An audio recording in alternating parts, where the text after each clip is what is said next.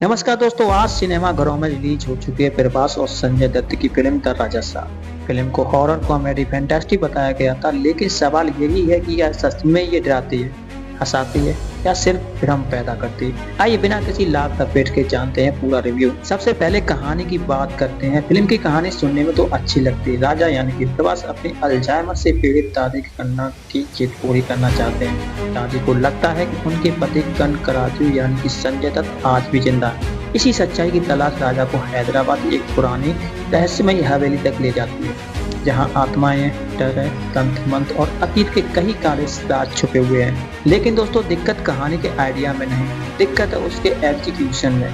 Film खुद तय नहीं कर पाती है कि वो आखिर बनना क्या चाहती है। शुरुआती आधे घंटे में फिल्म इमोशनल ड्रामा बनती है, फिर अचानक कॉमेडी शुरू हो जाती है और उसके बाद जबरदस्त हॉरर पहुंच दिया जाता है। जॉनर बार बार बदलता है, जिससे दर्शक कंफ्यूज हो जाते हैं और कई सीन ऐसे हैं जिनके आगे की कहानी से कोई लेना देना नहीं होता है। फिल्म जरूरत से ज्यादा लंबी और क्लाइमैक्स तक पहुंचते पहुंचते पूरी तरह थका देती है। ना डर लगता है, ना हंसी आती है और ना ही कोई एक्साइटमेंट बचती है। अब बात करते हैं एक्टिंग की, तो प्रभास इस फिल्म में अपनी सुपरस्टार इमेज तोड़ने की कोशिश जरूर करते हैं, लेकिन कमजोर स्क्रिप्ट उनका साथ नहीं देती है। कॉमेडी में वो कई जगह ओवर एक्टिंग करते नजर आते हैं, जिससे सीन बनावटी लगते हैं। हॉरर सीन में ना उनके चेहरे पर डर दिखता है और ना ही कोई गंभीरता। ये किरदार ना तो याद रह जाता है और ना ही कोई खास असर छोड़ता है। साफ कहें तो प्रभास के करियर का एक कमजोर रोल बनकर रह जाता है। फिल्म का सबसे मजबूत पक्ष है संजय दत्त। उनका किरदार रहस्यमय, डार्क है और डर पैदा करता है। उनकी स्क्रीन प्रेजेंस दमदार है। बोमन ईरानी ने कम स्क्रीन टाइम में भी असर छोड़ा है। जरीना वहां दादी के रोल में ईमानदार और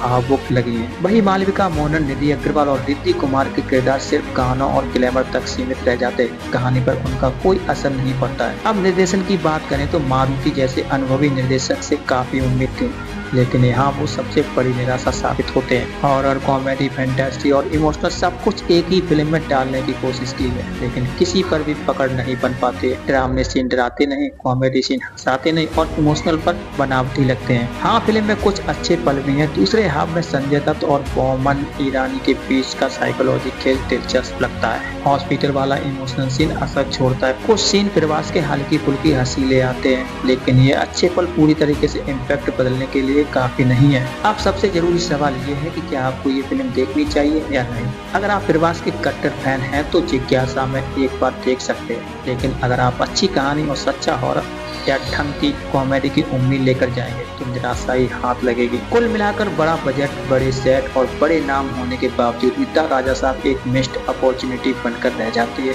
जैसा कि कहा जाता है, नाम बड़े दर्शन छोटे।